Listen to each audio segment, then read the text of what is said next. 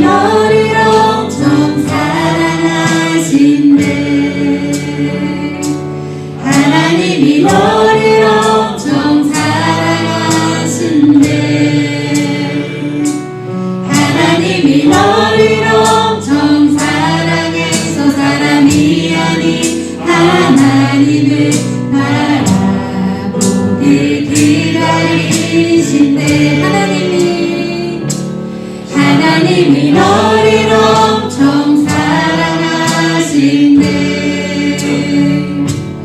하나님이 너를 엄청 사랑하신대. 하나님이 너를 엄청 사랑해서 지금 눈앞에 어둠 속에 그저 두지 않으실 원해. 하나님이 너를 엄청 사랑하신대. 하나님이 너를 엄청 사랑하신대. 하나님이 너를 엄청 사랑해서 너의 삶을 허락하시고 이 땅에 태어나게 하셨네. 하나님이 너를 엄청 사랑하신대. 하나님이 항상 너를 사랑할 거래. 하나님이 항상 너를 사랑할 거래.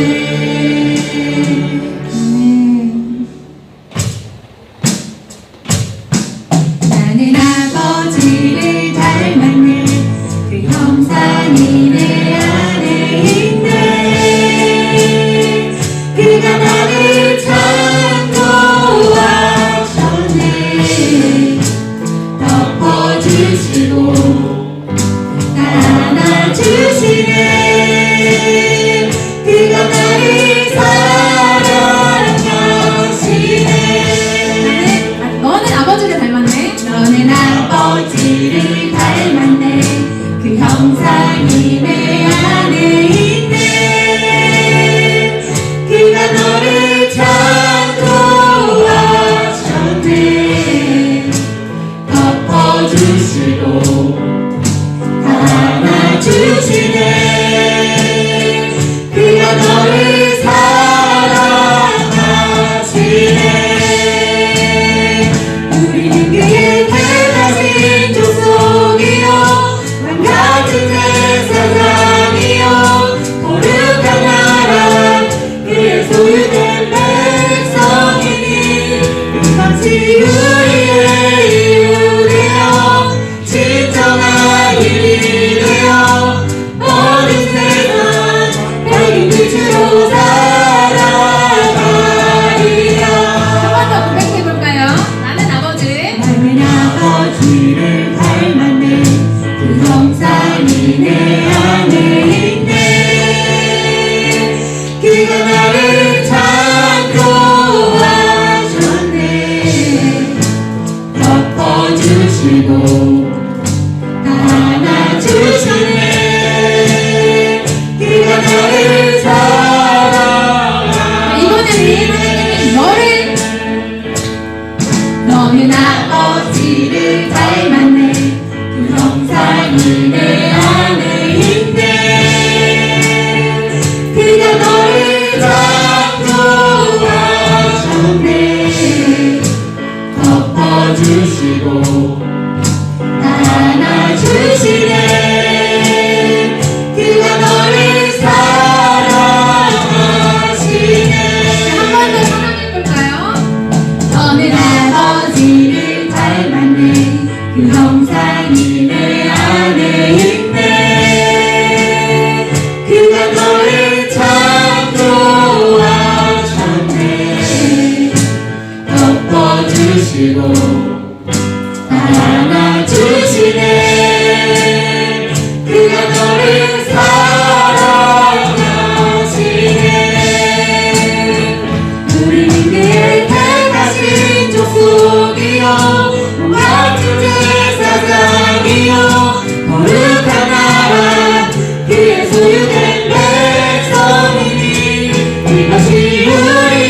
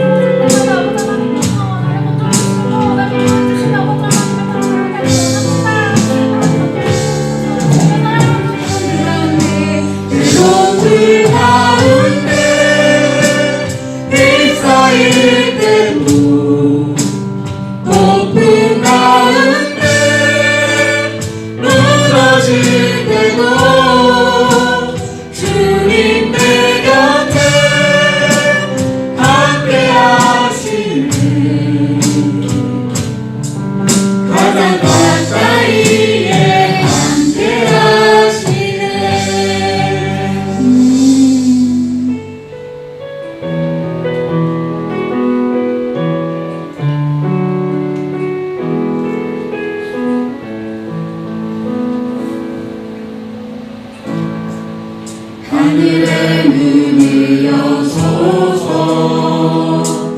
이곳을 주목하소서 주를 향한 노래가 꺼지지 않으니 하늘을 열고 보소서 이곳에 임재하소서 주님을 기다립니다 기도해 합니다 하늘에 닿으니 주여 임재하여 주소서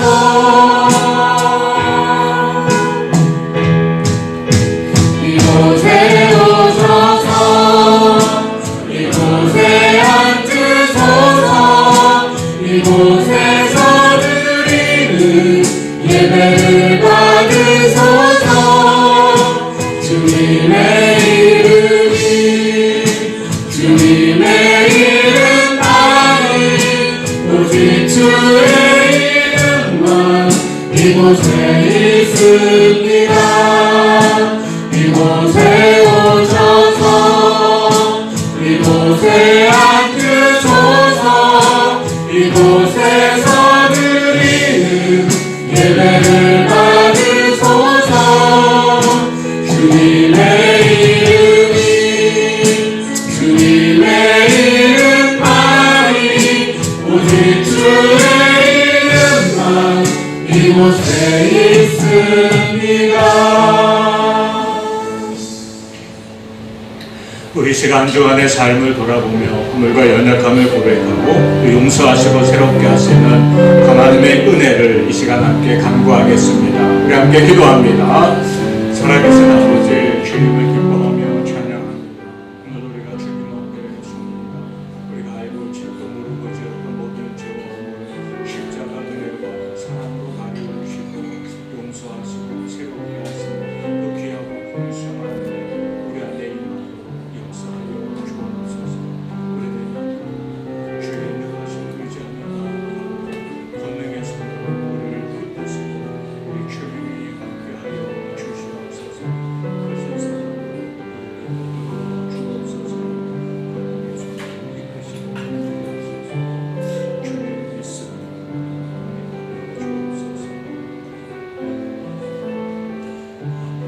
주옵소서. 우리 영혼이 여호와를 바라며 그는 우리의 도움과 방패시로다. 우리 마음이 그를 즐거워하며 우리가 그의 성호를 의지하였기 때문이로다. 아멘. 살아계신 하나님 아버지, 오늘도 하나님 예배하는 자리로 저희들을 이끄신 은혜에 감사합니다. 하나님 여기 임재하셔서 홀로 영광 받으시며 하나님이 주신 풍성한 은혜와 또 새로운 믿음의 결단이 일어나는 복된 시간 되도록 역사하여 주옵소서. 예수 그리스도의 이름으로 간절히 기원하옵나이다. 아멘. 우리 함께 일어나서 교동문 20번 함께 교독하겠습니다. 너희 의인들아 여호와를 즐거워하라. 찬송은 정직한 자들이 마땅히 할 바로다. 수금으로 여호와께 감사하고 그를 기뻐하고 찬송할지어다. 새 노래로 그를 노래하며 즐거운 소리로 아름답게 연주할지어다. 여호와의 말씀은 정직하며 그가 행하시는 일은 다 진실하시도다. 그는 공의와 정의를 사랑하시며 세상에는 여호와의 인자하심이 충만하도다. 여호와의 말씀으로 하늘이 지음이 되었으며 그 환상을 그의 입 가운데로 두었도다. 그가 바닷물을 모아 무더기같이 쌓으시며 깊은 물을 곳간에 주시도다. 온전한 여호와를 두려워하며 세상의 모든 거민들은 그를 경외할지어다. 아멘. 함께 신앙 고백합니다. 나는 전능하신 아버지 하나님 천지의 창조주를 믿습니다. 나는 그의 유일하신 아들 우리 주 예수 그리스도를 믿습니다. 그는 성령으로 잉태되어 동정녀 마리아에게서 나시고 본디오 빌라도에게 고난을 받아 십자가에 못 박혀 죽으시고 장사된 지 사흘 만에 죽은 자 가운데서 다시 살아나셨으며 하늘에 오르시어 전능하신 아버지 하나님 우편에 앉아 계시다가 거기로부터 살아있는 자와 죽은 자를 심판하러 오십니다. 나는 성령을 믿으며 거룩한 공교회와 성도의 교제와 죄를 용서받는 것과 몸의 부활과 영생을 믿습니다. 아멘.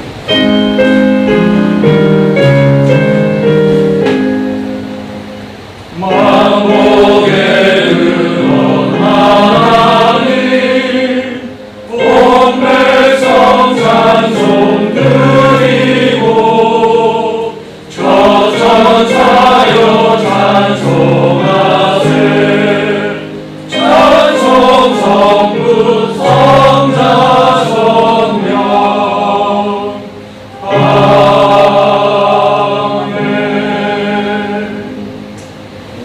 다 자리에 앉으시기 바랍니다.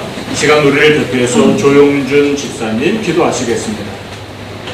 사람이 무엇이기에 주께서 그를 생각하시며 인자가 무엇이기에 주께서 그를 돌보시나이까.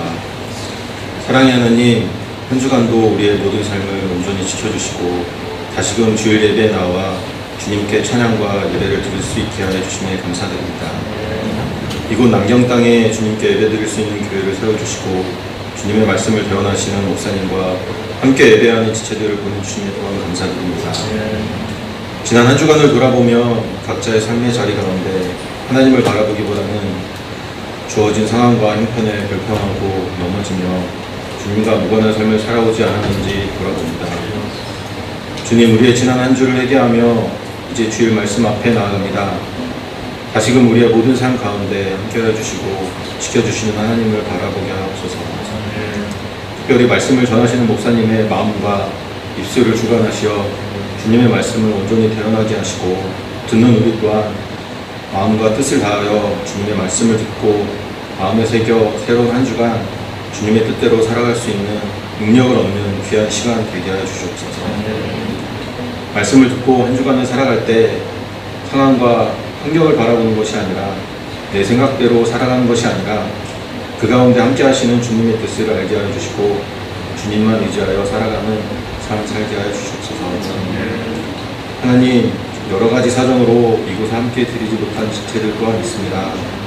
어디 있든지 주님을 바라보며 예배하는 시간을 갖게 해주시고 특별히 육체적으로나 정신적으로나 힘든 지체들 가운데 함께 하여 주셔서 다시금 그들이 새 힘을 얻고 이곳에서 모두 함께 예배드릴 수 있도록 지켜주시옵소서. 예배의 처음과 끝을 주님께 모두 맡겨드리며 우리를 죄에서 구원하시기 위해 십자가에 죽으시고 또 다시 부활하신 우리 주 예수님 그리스도 이름으로 기도드립니다. 아멘.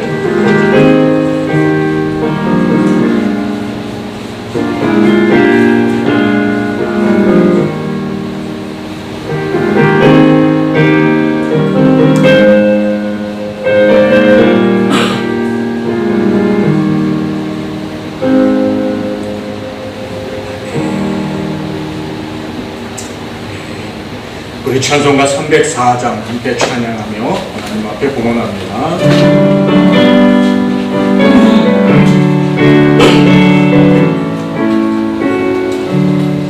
그 크신 하나님의 사랑 말로 다 용용 못하네. 저렇고 높은 별을 넘어 이 낮고 낮은 땅 위에 주님만 영구하려 그 아들 보내사 박제물 삼으시고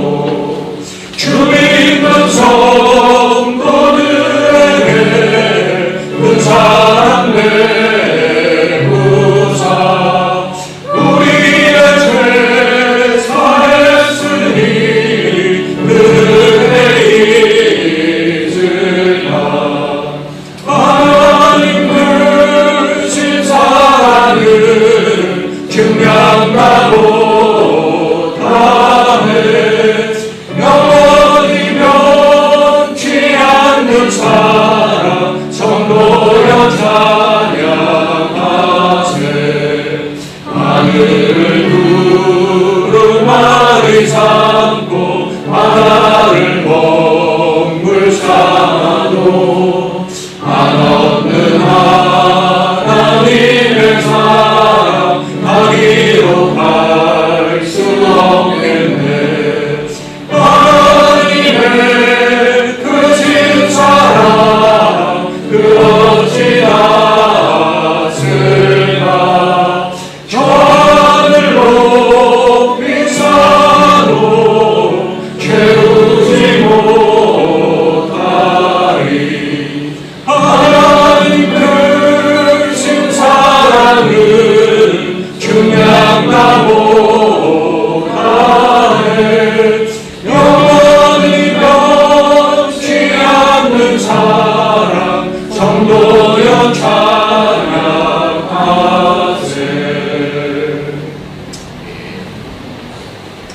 살아계신 아버지 하나님, 하나님 예배하는 자리로 저희들을 이끄시니 감사합니다.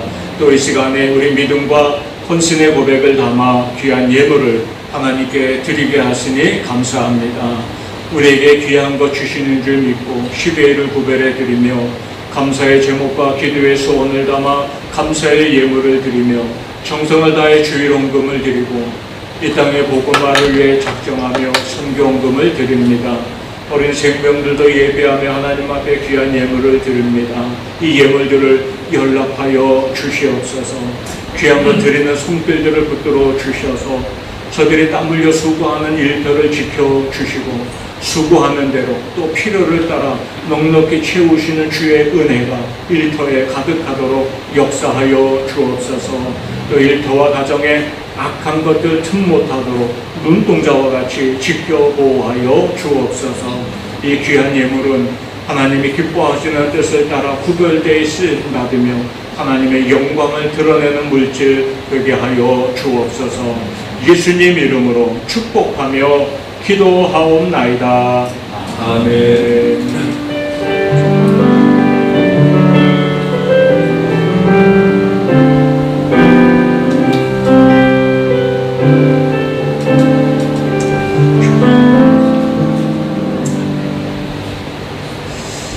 이번 주 우리 교회 공동체 소식 전해드립니다. 오늘은 성경 강림 후 제2주 주일입니다. 우리 함께 인사 나누겠습니다. 참 잘 오셨습니다.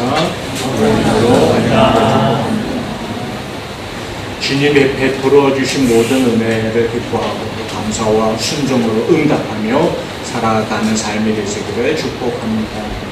기록 가동부 예배는 소예배실에서 드립니다. 중고등부 큐티 모임이 점심 식사 후에 회의실에서 있습니다. 새벽 기도회는 월요일부터 금요일 새벽 5시 반에 온라인으로 진행합니다. 수요 성서 연구 예배는 오전 10시간 체크실에서 모입니다. 중보 기도회와 또 금요 기도회 그리고 구역 모임도 시간과 장소를 따라 진행합니다. 함께하며 은혜 나눠주시기 바라겠습니다.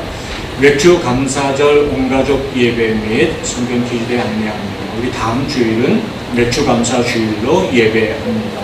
주보에 감사헌금 목돈 드렸는데 우리 지난 반년을 지키신 하나님의 은혜를 기뻐하고 기억하고 또 기도와 감사로 준비하며 예배하는 날 되기를 소망합니다. 그리고 예배 후에 성경 퀴즈 대회가 있습니다. 광고 드린 대로 범위가 요한복음입니다. 개인 및 팀 시상을 진행할 예정인데요. 오늘 문제 유출을 하겠습니다. 골든벨 퀴즈로 진행합니다. 오늘 문제를 2문제는 유출해 줄 텐데 적어도 2개는 맞히시기 바랍니다. 2번 질문인데요. 세례요한은 예수님을 가리켜 보러 세상죄를 주도가는 땡땡땡이로다 라고 말했습니다. 빈칸에 들어갈 말은 무엇일까요? 자, 여러분 칠판에 열심히 답을 적으시면 됩니다. 그리고 하나, 둘, 셋. 네, 맞추신 분 남아 계시고 탈락하신 분 뒤로 가시고 이렇게 진행을 합니다. 그러다가 뒤로 가신 분들 부활전이 있습니다. 부활의 문제가 나오는데요. 12번 문제. 이거는 뒤로 가신 분들만. 예수님의 보리떡 5개와 물고기 2마리로 장정 5,000명을 먹이신 곳은 어디입니까? 1, 2, 3, 4. 4주선다요. 번호를 적으시고 하나, 둘, 셋. 맞으신 분은 부활, 못 맞으신 분은 계속 합니다. 자, 이래서 최후의 1인이 남으면 골든벨 상을 시상하겠습니다. 그리고 3분까지는 4명이 남을 때까지 시상을 하게 되고 우수상은 3분을 드리고, 이 4분 남으신 분 가운데 기관이나 구역에 이제 회원이 제일 많은 곳이 우승팀이 됩니다. 그래서 개인의 영예와 팀의 영예를 같이 안겨줍니다. 팀은 각 구역, 남성교회, 중고등부, 아동부 이렇게 나눕니다. 그래서 4명 가운데 많이 생존한 팀이 우승팀이 되어 엄청난 상품을 기대하실지 모르겠지만 어쨌든 최선을 다해 아름다운 상품을 준비하겠습니다. 함께 해주시기 바랍니다. 네, 한 주간 남았으니 열심히 요한복음 말씀 읽으며 준비해 주시기 바라겠습니다. 구역 연합 예배는 6월 17일 수요일 10시간 수요예배로 모릅니다. 또 재직임원회 전반기 재정 결산 보고를 위한 재직임원회는 6월 21일 주일 2부 예배 후에 예배합니다. 그리고 21일까지 1부, 2부 예배로 나뉘어드리다가 6월 마지막 주일부터는 방학 기간 동안 2부 예배로만 연합해서 예배드리도록 하겠습니다. 참고해 주시기 바랍니다. 나던 생명 전도에 힘을 냅시다. 하나님의 소원, 우리의 사명이 복음 전하는 일입니다. 또 위챗방 말씀 동행에도 적극 참여하시며 말씀해 주시는 은혜 누리시기에 소망합니다. 계속 마음과 기도해 주시기 바랍니다. 우리 김보연 자매가 수술 잘 마치고 지난 목요일날 이제 결과 통보를 받았는데요. 큰 덩어리를 제거하고 나서 주변의 조직들을 정밀 검사를 했는데 경계성 종양으로 나왔다고 그래요. 그러니까 온전히 전이된 건 아니고 그렇다고 완전히 깨끗한 것도 아니고, 그래서 추후 이제 관찰과 추적이 필요한 상태라고 합니다. 일단은 이제 당분간 다른 치료는 진행하지 않고 좀 쉬면서 힘을 보충할 것 같습니다. 이번 기회에 하나님이 주신 온전한 치유가, 그리고 우리 박미숙 권사님 가정안에 믿음의 은혜가 풍성히 더해지기를 위해서 계속 기도해 주시기 바랍니다. 오늘 점심 애차는 우리 장현기 박경주 집사님 가정에서 도시락과 과일을 준비해 주셨습니다. 장현기 집사님은 이제 5월 말로 직장을 퇴사하셨고요. 한 달 기간 동안 좀 쉼의 시간을 가지려 하십니다. 그리고 6월 말일부로 한국으로 복귀하실 것입니다. 6월 마지막 주에 이제 두 분은 인사하시고 한국으로 귀임하시는데 아마 이번 주 지나고 나면 방학 때문에 이동하시는 분들이 더 생길 것 같아요. 오늘 식사 교제로 함께 나누시고 또 두 분 가정의 또 삶을 위해서도 응원해 주시기를 바라겠습니다. 교회 달리러 전할 말씀 있나요? 있으시면 오늘 함께 은혜 나눌 하나님의 말씀 함께 보겠습니다. 마태복음 9장 9절에서 13절까지 말씀입니다. 이 말씀 교독합니다. 예수께서 그곳을 떠나 지나가시다가 마테라 하는 사람이 세관에 앉아있는 것을 보시고 이르시되 나를 따르라 하시니 일어나 따르니라. 예수께서 마태의 집에서 앉아 음식을 잡수실 때에 많은 세리와 죄인들이 와서 예수와 그의 제자들과 함께 앉았더니 바리새인들이 보고 그의 제자들에게 이르되 어찌하여 너희 선생은 세리와 죄인들과 함께 잡수시느냐. 예수께서 드시고 이르시되 건강한 자에게는 제사가 있었다고 보고 병든 자에게 나았을 때 있느니라. 함께 읽습니다. 너희는 가서 내가 긍휼을 원하고 제사를 원치 아니하노라 하실 뜻이 무엇인지 배우라. 나는 의인을 부르러 온 것이 아니요 죄인을 부르러 왔노라 하시니라. 아멘. 하나님이 오늘 우리에게 주신 말씀입니다. 종종 사람들이 생각하고 있는 게 있는데요. 내가 부자가 되면 더 행복할 거다. 반대로 말해서 내가 행복하지 않은 것은 부자가 아니기 때문이 아닐까 생각하죠. 내가 많이 배우고 지식이 쌓이면 높임 받을 거다. 기대를 합니다. 또 뭔가 나를 인정해 주는 사람들이 주변에 많으면 내 삶이 더 신나지 않을까 생각과 기대를 가지고 사람들이 살아갑니다. 그런데 정말 그럴까요? 정말 그것이 우리의 행복, 우리의 높임받고 우리의 인정받음에 가져다주는 정말 중요한 진리예요. 근데 우리가 살다가 보면 느끼는 게 있잖아요.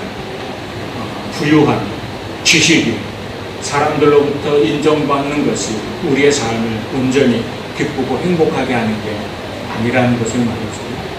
부유함이 그렇습니다. 여러분, 얼마나 돼야 우리가 부유하다 말할 수 있을까요? 제가 어린 시절 보통 부자의 상징을 백만장자라는 표현으로 했습니다. 나는 100만 원만 있으면 되는 줄 알았더니 그 100만 원은 달러더라고요. 지금 100만 달러면은 우리 돈으로 요새 환율이 막 급속히 뛰니까 약 15억 4천만 원쯤입니다. 자, 이 정도면 부자입니까? 네, 제가 요새 물어봤어요. 궁금해서. 그랬더니 서울에 집 한 채도 못 산대요. 그 정도로 집 살려면 일단 서울을 벗어나고 시작해요. 자, 그러니 백만장자가 되어서 부자나, 그러면 앞으로 지금 현재 우리가 부자의 기준은 어디에 둘까요? 그리고 그 기준은 계속 거기에 머물러 있을까요? 그렇지 않을 것 같습니다. 왜냐하면 부유함이라는 것은 사실 기준이 없는 모호함이거든요. 높임 받는다는 것도 실제로 기준이 없는 모호함입니다.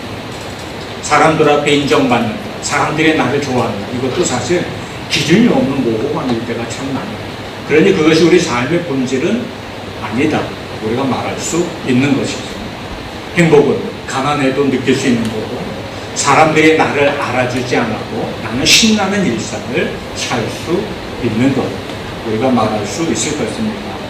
오늘 본문에 한 사람이 등장하죠. 세리 마태입니다. 이름이 마태요. 그의 직업이 세리라는 것을 우리가 금방 눈치채게 되는데요. 그는 제법 돈이 많은 사람들이었을 거예요. 당시 세리가 뒤로 챙기는 돈이 굉장히 많은 사람들이었거든요. 그러니 금방 부자가 될 수 있었겠죠. 그러나 그 부유함이 그의 삶을 행복하게 만들어주지는 못했습니다.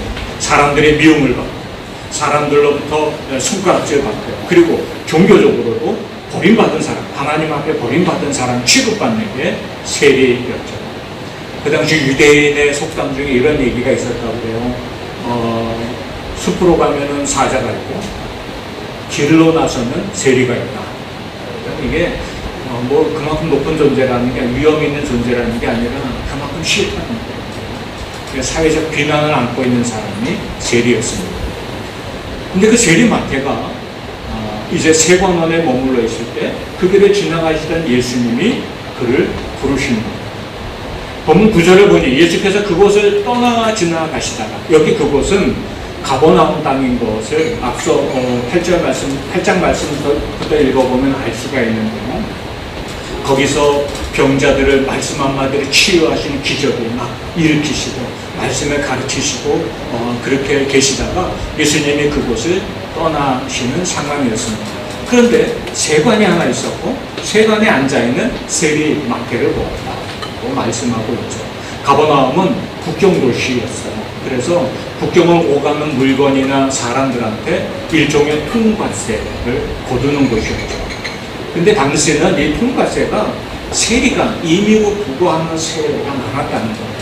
그러니까 정식으로 얼마를 받는 것보다 더한 때가 있었다는 거죠. 또 때로는 불법적인 물건이나 사람이 오갈 때 눈 감아주는 대신에 챙기는 뒷돈도 있지 않았을까? 그냥 그렇게 생각해 봅니다. 그러니 짧은 시간 꽤 많은 돈을 모은 사람이 마태였을 거예요. 다른 세관원들처럼 말이죠. 그런데 그가 많은 돈을 가지고 살았지만 그의 삶은 행복하거나 기쁘지 않았어요. 왜냐하면 사람들이 그를 바라보는 눈초리가 거의 경멸에 가까웠고, 그리고 신앙적으로도 그들의 그 믿음, 함께 예배하는 자리에 참여하지 못하는 버림받은 자처럼 취급되고 있는 상황이 그의 삶은 행복하지 못했죠. 그런데 그런 그의 마음을 주님이 아시듯이 마태를 부르세요. 여기 불렀다는 것은 나를 따르라 하고 부르셨잖아요. 자기가 지금 살아가는 모든 삶의 자리를 다 내려놓고 전적으로 주님 따라가는 제자로서 살지 않겠니? 하고 주님이 초청하신 것입니다. 그랬더니 세리 마태가 벌떡 일어나 따라갔다 하고 이야기하고 있어요. 어떻게 이런 결단이 쉽게 일어났을까요? 가진 게 많고 누려야 될 게 많고, 그는 자신의 삶이 행복하지 않았다는 거죠. 네 안에는 여전히 그의 삶에 대한 갈증이 있었다는 겁니다.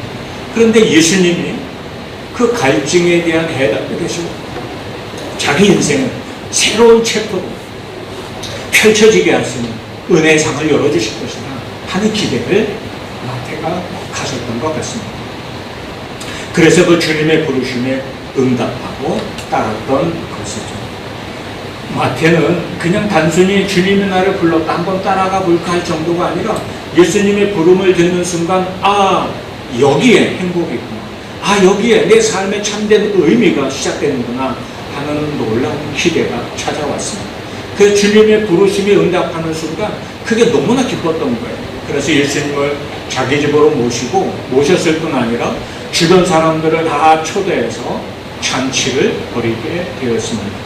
그의 주변 사람들이 누구였을까요? 세리 친구들이 많았겠죠.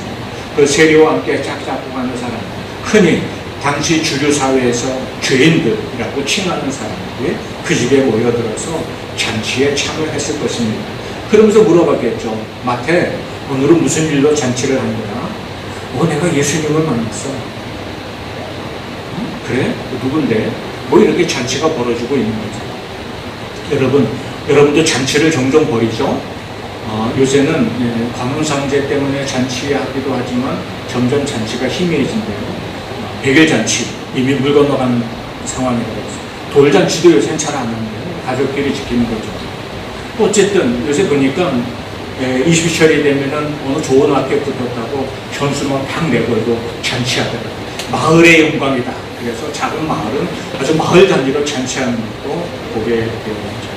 갑자기 기억이 나요. 지찬이가 지난번에 벌써 1년도 지났고 대학 합격했을 때 옆에 있는 홍피트 관장님이 지찬이가 너무 사랑하는 제자라서 제자의 합격 소식이 기뻐가지고 현수막을 하나 만들고 이거 교회 앞에 달아드립니다. 다시라고 달아놨습니다. 우리는 이런 걸 기념해요. 이런 일이 있을 때 잔치도 벌려요. 그런데 오늘 마태는 내가 예수님 만났어. 내 인생이 새로워질 거야. 그래서 지금 잔치를 벌였다는 거예요. 뭐에 비유할 수 있는? 여러분이 예수를 믿기로 작정하고 교회를 다녔어요. 그리고 어느 날 내가 예수님이 나의 구주임을 고백해요. 이것을 하나님 앞에 사람 앞에 내가 공식적으로 고백할 준비가 됐어요. 그래서 행하는 게 세례식입니다. 세례를 받았어요. 그러면 여러분 어떻게 하시나요? 동네방네 가서 스프링크 하나 딱 걸고 슉! 거듭나. 나는 드디어 아무개 세례받았다. 나는 이제부터 예수 안에 사는 사람이다. 그 현수막 내걸고 잔치를 벌이고 초대하시면 아무도 안 하죠. 내가 세례받았음을 기뻐합니다. 그리고 저는 적어도 친구들하고 밥은 먹었어. 나 세례받았다. 똑같은 거예요. 우리는 기념하지 않는 잔치. 근데 마태는 기념했어요. 왜요? 주님의 은혜가 컸기 때문에. 자, 여기 세례 마태는 마태복음을 기록한 그 마태복음을 알고 있어요. 자기 얘기하는 거예요. 그런데 내가 제자로 부름받았는데 나는 사실 부름받을 만한 자격이 없는 부끄러운 죄인이야. 이런 나를 주님이 불러주셔서 내가 부름받은 건 전적으로 주님의 은혜 때문에 인정하는 거죠. 나는 아무 자격도 없는데 주님이 나를 불러주셨어. 전적인 은혜야. 내 삶을 새롭게 해주셔서 내 인생에 내 삶 가운데 있는 모든 갈증, 어둠을 주님이 나를 불러주시는 순간 그게 물러나고 내가 새 인생이 시작된다는 것을 깨달았어. 그날이 너무 기쁜 거야. 그래서 내가 여러분 모으고 잔치하는 거야. 그 얘기하는 거야. 왜냐하면 받은 은혜가 컸기 때문에. 그런데 왜 우리는 세례받을 때 현수막 안 내걸고 왜 내가 세례받았으면 기뻐하며 알리지 않을까요? 받은 은혜가 당연해서. 세례받은 게 당연한 거예요. 교회 다녔고 세례문답 통과했고 당연한 거죠. 우리는 하나님을 믿어요. 내가 주님의 은혜 아래 살아가요 하면서도 매 순간 그 은혜가 당연해진 것처럼 여겨집니다.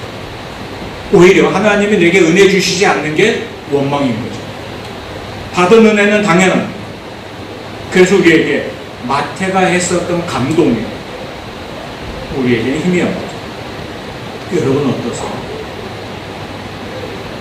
여기 보면은 그는 이 잔치를 내가 부름받았음을 기뻐하면서 잔치까지 벌이고 있는데 정반대의 사람이 또 나와요. 그가 누구냐? 바리새인들이죠. 본문 11절에 보니 바리새인들이 이 장면을 보고 제자들에게 이르되 어찌하여 너희 선생은 세리와 죄인들과 함께 잡수시느냐? 야, 이게 잔치거리냐? 이게 기뻐할 거냐? 이게 뭘 기쁜 일이라고 잔치하고 있냐? 이렇게 이야기해요. 근데 왜 직접 얘기하지 않았을까요?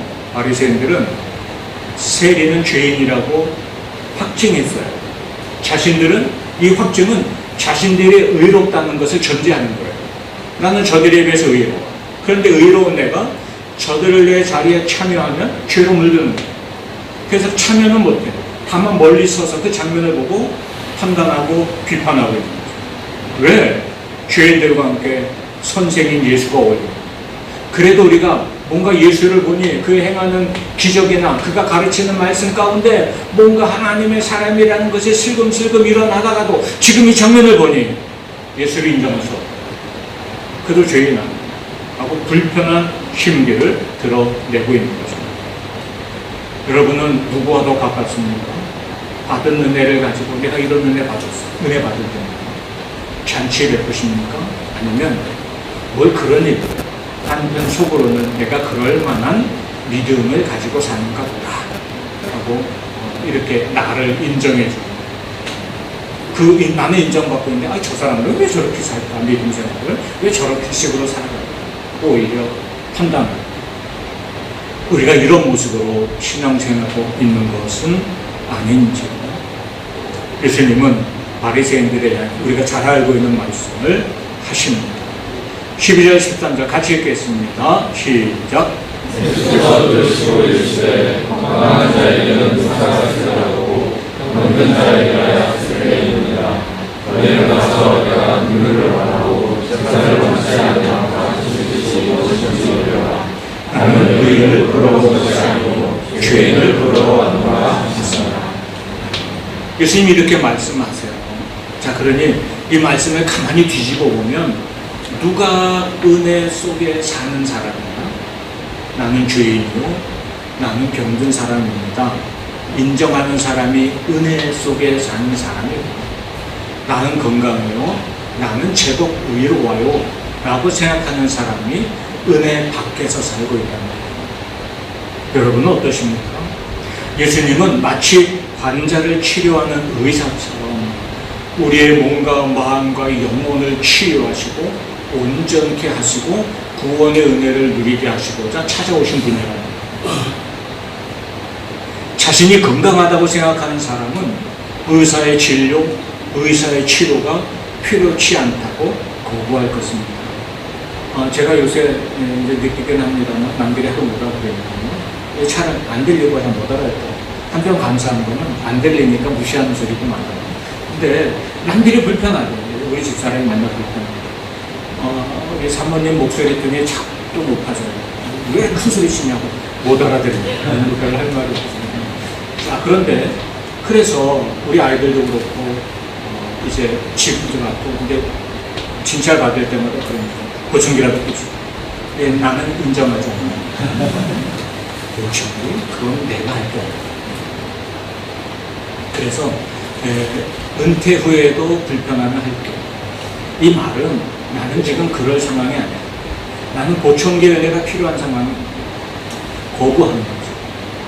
이게 나는 거부하는 똑같아. 나는 병든 환자가 아니야. 그러니 나는 의사가 필요 없어. 우리가 그렇게 살아야 한다는 거예요. 주님을 믿노라 하면서도 나는 지금 잘 지내. 그러니 더 주님의 은혜가 나에게 필요하잖아. 그냥 주님 가만히 계셔주세요. 주님 하실 일은 내가 잘못되지 않도록 좀 보호는 해주세요. 그러나 자주 개입은 하지 말아주세요.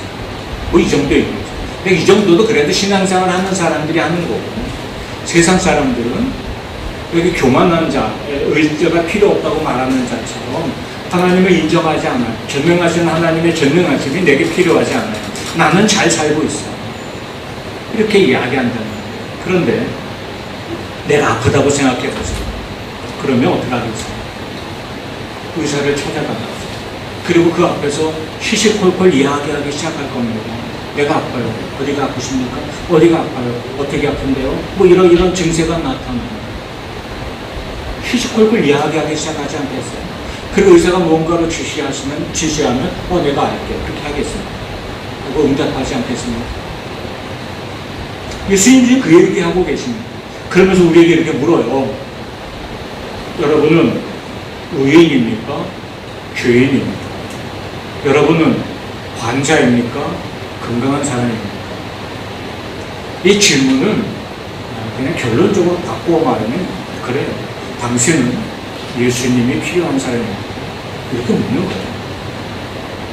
우리는 정말 예수님이 필요한가요?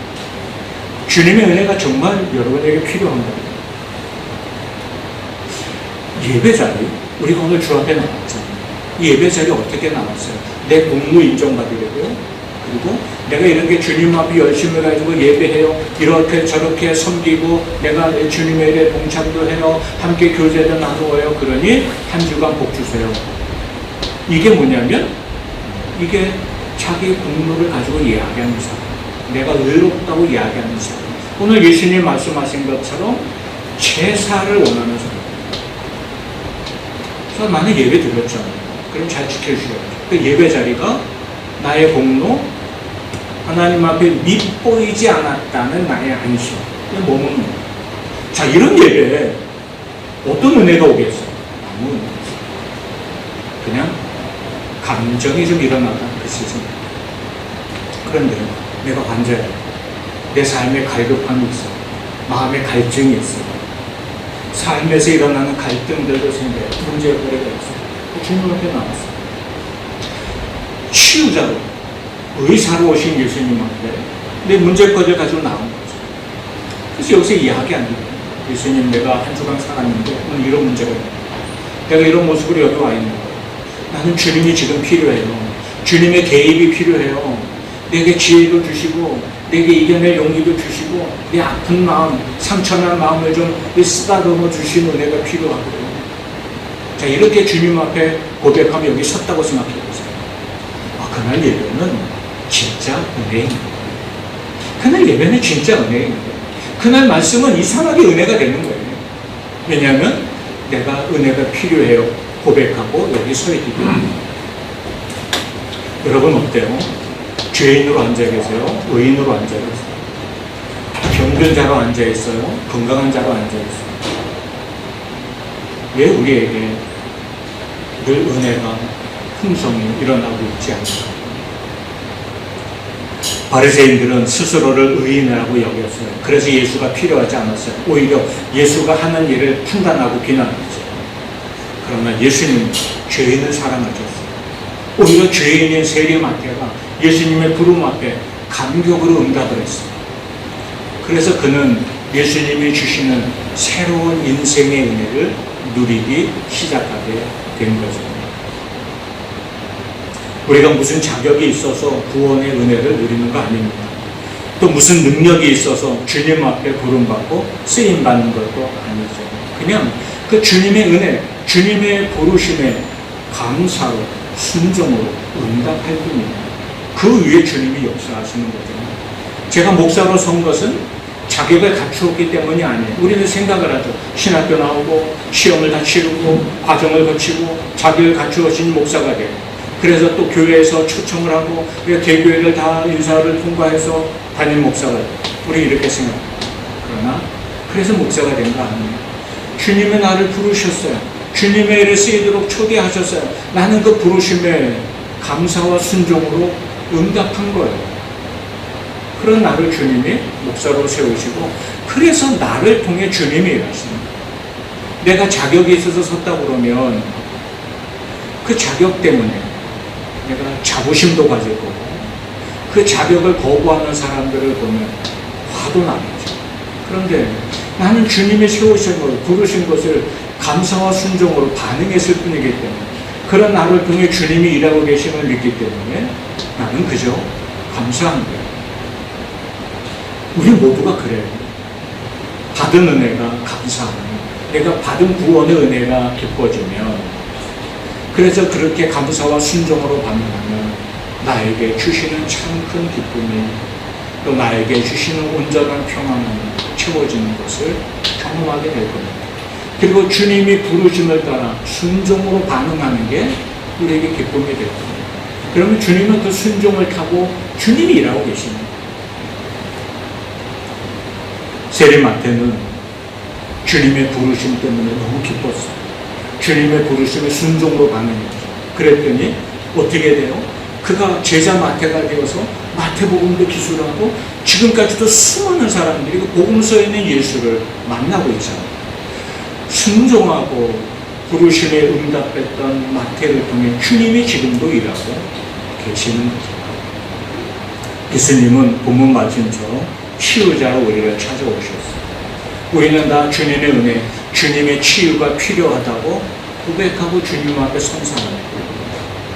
자, 그러니 치유가 필요한 사람들, 고침을 받기를 원하는 사람들이 모여드는 곳이 어디죠? 병원이죠. 그러니 교회는 한편으로는 병원 같은 곳이죠. 교회는 온전한 사람들이 아니라 삶 가운데 겪는 문제를 안고, 나는 주님의 은혜가 필요해요, 주님의 위로와 치유가 필요해요, 이것을 인정하고 고백하는 사람들이 온 곳이니 교회는 완전한 것이 아니에요. 교회가 어떻게 완전할 수 있겠어요? 그렇지 않죠. 저나 여러분이 다 주님의 은혜가 필요해요. 그래서 교회 공동체 안에 필요한 것은 비난하고 판단하는 게 아니에요. 우리에게 필요한 것은 동병상련이에요. 함께 아파하는 것이에요. 함께 주님의 치유가 필요하다고 인정하고 고백하고 구하는 거예요. 우리 교회는 이런 것이 부족해요. 이게 문제다. 아, 저 성도는 왜 저렇게 신앙생활하지? 우리는 판단할 수 있어요. 그러나 우리가 먼저 할 일은 그런 모습을 보고 아파하고 나도 아픈 내 모습을 보는 거예요. 그리고 함께 기도하는 거죠. 제가 오래전 목회 천년병 시절에 다녀마던 교회에 말기 위암 환자 집사님 한 분이 계셨어요. 나이도 좀 드셨고, 근데 병원에서는 이미 시한부 판정을 했죠. 앞으로 3개월이 어렵고 몸에 고통은 못 내는데 병원에 입원이 됐어요. 거기를 매주 신방하면서 예배하고 위로하고 그리고 돌아오는 기간이 있었어요. 근데 그 병실에 오래 계시다 보니 다인실 병실에 계시는데, 이 다인실 병실이 대부분 비슷한 처지의 분들이 거의 계시더라고요. 근데 병원에 갈 때마다 느낀 게 하나 있어요. 내가 갈 때마다 누군가 자주 방문하는, 그 누군가가 다른 교회 목사님이 아니라 보따리 장사를 했어요. 무슨 보따리냐면, 이 한약은 의사도 포기한, 특히 위암에 특효야 하는 이런 분들이 자주 왔다. 그리고 병원 안에서 가만히 보니까는 온갖 치유의 방법의 정보들이 막 교류되고 있어요. 그러면서도 맨날 의사한테 가서 의사의 치유도 비교하지만 뭐 다른 거 없나? 뭐 어차피 그분들의 심정을 이해가, 뭐라도 붙잡고 싶은 그 심정, 간절함이 있기 때문이었습니다. 함께 아파하는 사람들을 봤어요. 그러니 너 왜 이렇게 병들어서 아무도 비난하지 않아? 함께 아파하는 거죠. 교회 공동체가 된다는 것, 이 건강한 교회로 산다는 것, 이게 우리한테도 필요하지 않아요. 우리는 다 주님이 필요해요. 다 주님이 필요해요. 예수님이 마태를 부르시고, 그래서 나는 주님의 은혜가 필요해요 라고 찾아가 만난 마태에게 전에 없는 기쁨을 주셨죠. 이 기쁨이 너무 신나서 사람들을 초청해서 잔치를 벌였죠. 이게 내가 죄인이고 내가 병든 자고 나는 주님이 필요한 사람이고 나는 은혜가 필요한 사람이라고 고백하는 사람의 모습이었어요. 우리는 은혜 받아요. 그런데 이 은혜를 그냥 이 땅에서 내가 누리는 평안을, 이 땅에서 잘하는 것들을 얻는 것에 나의 만족으로 그칠 때가 많아요. 그래서 우리는 받은 은혜를 기뻐하기보다 받은 은혜를 내 것으로 누리는 일에 더 신경을 쓰죠. 그리고 내가 은혜 받았으니 주님의 부르심에 감사와 순종으로 응답하기. 그 은혜는 내가 그렇게 은혜 받을 만한 공로를 가진 자가 받은 은혜이니 내 공로를 하나님이 인정해 주셔서 지금 이렇게 세워주신 거야 정도로 생각하고 그치는 거죠. 그러나 마태는 전체를 먹었어. 받은 은혜를 이웃과 나누었던 거죠. 우리는 어때요? 내가 받은 은혜를 기뻐하는 일도 이런 잘 일어나지도 않지만 지금이라도 늦지 않았으니 세례받은 날 기념해서 잔치 한번 하시죠. 이런다고 움직이실래는 모르겠어요. 그러면 누군가에게 내가 이런 은혜를 받고 살아 하고 누군가를 초청해서 함께 기뻐하는 일을 우리가 잘하고 있지 못하잖아요. 왜요? 은혜가, 주님의 은혜가 내 안에 채워지고 누려지고 경험되는 게 우리에게 힘이에요. 왜 힘이에요? 매 순간 은혜를 구하고 은혜를 기대하며 주님 앞에 서 있지 못해요. 나는 주님이 필요합니다 하는 고백이 우리에게 자꾸 힘이 안 거예요. 누군가 당신은 건강한 사람입니까? 병든 사람입니까? 당신은 의인입니까? 죄인입니까? 이렇게 묻는다면 우리는 잘은 모르겠지만 내가 심각한 죄인은 아닌 것 같아요. 내가 심각한 죄인은 아닌 것 같아요 하는 건 내가 적당히 의로워요 하는 말과 동일해요. 그래 이렇게 생각하고 사는 거죠. 그래서 우리의 신앙생활은 상승장도 하락장도 아니고 늘 수평장. 그래서 우리가 누군가에게 이 기쁨을 나누고자 하는 열정, 우리 안에 잘 일어나지 못하는 거죠. 우리도 마태처럼 되기를 소망합니다. 내가 구원받은 게 은혜네요. 이제 가만히 생각해보니 내가 이렇게 몸된 교회를 통해 여러 가지 모양으로 숨기는 게 은혜네요. 하나님이 지금 나를 이 모양으로 여기 자리에 세워주신 것도 알고 보니 은혜예요. 난 하나 열심인 줄 알았는데 하나님의 은혜예요. 그리고 이후에 내 삶도 하나님 은혜가 정말 필요해요. 내 상한 심령, 내 영혼을 위해, 내 삶의 자리를 위해 필요한 게 주님의 은혜예요. 아둥바둥거리며 살아간 이 삶의 현장에 살아가면서 문득문득 나는 주님의 은혜가 정말 필요하다는 걸 깨달아요. 이렇게 고백하고 주님과 더 가까이 교제하며 나아가는 믿음의 사람들 되기를 소망합니다. 그럴 때 하나님 앞에 나오는 시간이 은혜로 채워진 시간이 됩니다. 내가 은혜 받지 못하는 게 누구 때문에 내가 은혜 받지 못하는 게 뭐가 부족해서야가 아닙니다. 내가 은혜가 필요한 사람이라는 걸 고백하지 못합니다. 은혜가 필요한 사람임을 고백할 때 모든 일이 은혜로 찾아오고 찬송과 가사 하나가 은혜로 찾아오는 걸 경험합니다. 내가 여기서 강단에서 무슨 소리를 얘기해도 그게 은혜로 들리는 사건을 경험하게 됩니다. 나는 주님이 필요해. 그래서 얻는 구원의 그래서 받는 은혜는 그것이 기쁨이 되고 나누고 싶은 일이 되는 거죠. 여러분에게도 그 나누고 은혜를 나누고 싶은 마음이 또 일어나는 역사가 함께하기를 소망합니다. 나는 주님 필요해. 고백하며 살기를 원해요. 여러분 정말 주님 필요해요? 여러분 죄인이에요? 의인이에요? 주님이 이렇게 물으신다면 뭐라고 대답해요? 나는 주님 필요해요. 고백하고 설 때마다 은혜 주시는 주님 만날 거예요. 그리고 우리 함께 우리는 주님의 치유가 필요한 것을 고백하고 함께 부둥켜하고 함께 기도하고 함께 아파하고 하나님의 치유를 구하고 그런 교회 공동체고 더 건강하게 성장해 가기를 소망합니다. 우리 함께 찬양하며 고백합시다. 내가 은혜로 살았고 지금도 은혜가 필요합니다. 고백하며 찬양하겠습니다. 오직 주의 은혜로 오직 주의 은혜로 지금 여기 서 있네. 한없는 경배 한없는 찬양 내 영혼 예배 드리네. 나를 위해 이 땅에 오신 주의 그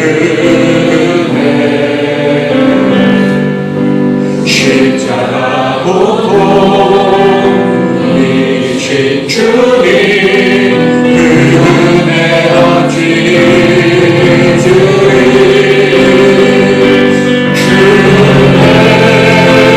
날 채우시네 주는 보게 하시네 살아가는 동안 은혜로만 살리 십자가 은혜로 주네 주네 날 깨우시네 주네 보게 하시네 살아가는 동안 은혜로만 살리 십자가 은혜로 살아가는 동안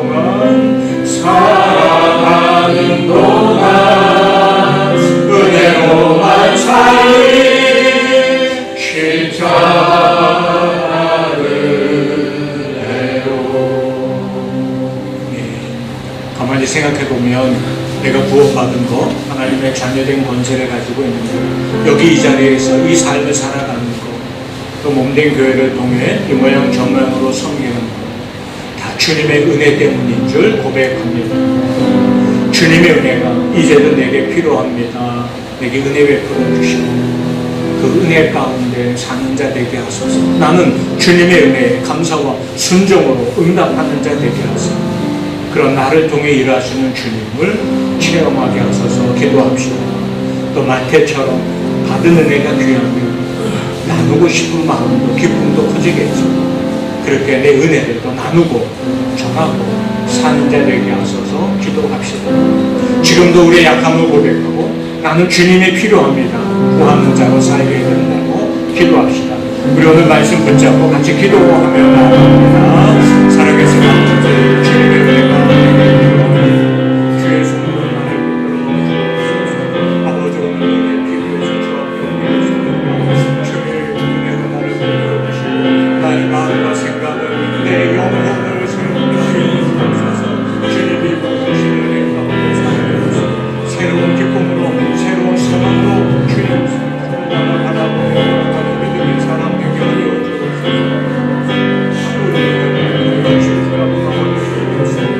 그런 은혜를 붙잡아 주시고 새롭게 하시는 주님의 은혜가 지금도 필요합니다. 나는 주님이 필요합니다. 은혜가 나와 함께 하시고 귀한 역사를 내게 덧입혀 주옵소서. 귀한 사랑을 덧입혀 주옵소서. 주신 은혜 기뻐하고 감사와 순종 반응하며 삽니다. 아버지 역사하여 주시옵소서. 주님, 우리 주님 말씀하시기를 건강한 자에게 의원이 쓸데없고 병든 자에게 쓸데있는 것이고 나는 의인이 아니라 죄인을 부르러 왔다 말씀하십니다. 내가 주님의 은혜가 필요합니다. 나는 병든 자와 같고 나는 죄인과 같습니다. 나를 찾아와 만나 주시고 주님의 은혜를 베풀어 주옵소서. 주님 필요합니다. 고백하며 나온 심령들마다 우리 주님이 부어주시는 귀한 은혜가 함께 할 줄로 믿습니다. 그 은혜 안에 사는 우리 모두가 되게 하여 주시옵소서. 우리의 약함을 주님 앞에 고백할 때마다 우리 몸과 마음을 상한 심령을 치유하시고 회복하시고 온전한 평안과 기쁨 가운데 살게 하시는 은혜 누리게 하여 주옵소서. 마태처럼 은혜 받은 것을 기뻐할 줄 아는 자 되게 하시고 받은 은혜에 감사와 순종으로 반응하는 자가 되게 하셔서 우리 주변 사람들에게 간증이 되고 또 주님이 나를 통해 참 귀한 일들을 이루어가는 역사를 체험하는 신앙생활 되게 하여 주옵소서. 예수님 이름으로 간절히 기도하옵나이다. 아멘. 우리 함께 일어나서 헌신의 찬양을 드립니다.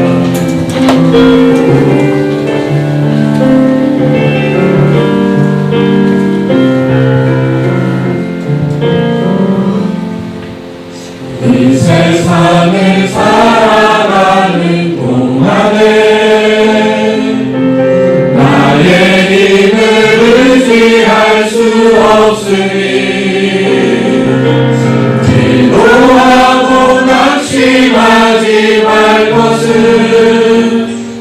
주께서 참 소망이 되시리라. 하나님의 꿈이 나의 비전이 되고 예수님의 성품이 나의 인격이 되고 성령님의 권능이 나의 능력이 되길 원하고 바라고 기도합니다. 주의 길을 걸어가는 동안에 세상에 거들지할 수 없으니 감사하고 낙심하지 말 것은 주께서 참 기쁨이 되시리라. 하나님의 꿈이 나의 비전이 되고 예수님의 성품이 나의 인격이 되고 성령님의 권능이 나의 능력이 되길 원하고 바라고 기도합니다. 원하고 바라고 기도합니다. 아버지 하나님 은혜를 감사합니다. 주님 앞에 나와 예배하며 부으시는 귀한 은혜 누리는 자로 또 일상을 살아가게 하시니 감사합니다. 우리가 일상을 사는 동안에도 주님의 은혜가 필요합니다. 고백하며 주님 바라볼 때마다 위로와 소망을 치유와 온전케 하심을 우리에게 덧입혀 주옵소서. 이제는 우리 주 예수 그리스도의 십자가 구원의 은혜와 하나님 아버지 무한하신 사랑하심과 우리 안에 내주하시며 주님이 필요합니다 고백하고 그 은혜 가운데 감사와 순종으로 응답하며 살아가도록 이끄시는 성령의 감화 감동 충만 내재 역사하시니 오늘 사랑하는 모든 심령들 가운데 함께 하기를 간절히 축원합니다. 아멘.